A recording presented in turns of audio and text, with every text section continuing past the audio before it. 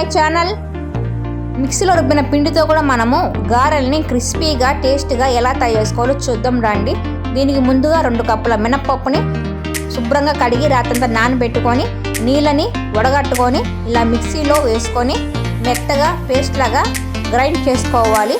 నీళ్ళంతా ఇంట్లో యాడ్ చేయకూడదు, ఇలా గ్రైండ్ చేసుకుంటే సరిపోతుంది. ఈ పిండిని మనము ఒక బౌల్లోకి మార్చుకుందాము.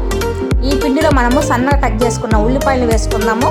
2 పచ్చిమిరపకాయలు సన్నగా కట్ చేసుకొని వేసుకుందాము.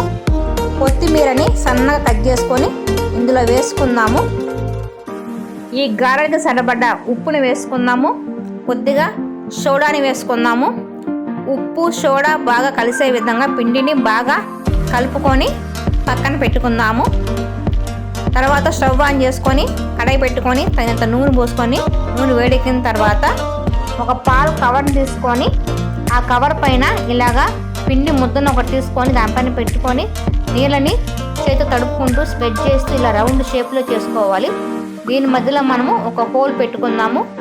లేదంటే మనము వడని నూనెలో వేసేటప్పుడే ఈ విధంగా కూడా హోల్ పెట్టుకోవచ్చు. వీడియోలో చూపించిన విధంగా ఈ విధంగా పెట్టుకొని ఒక్కొక్కటిగా నెమ్మదిగా వడల్ని నూనెలో వేసుకుందాం.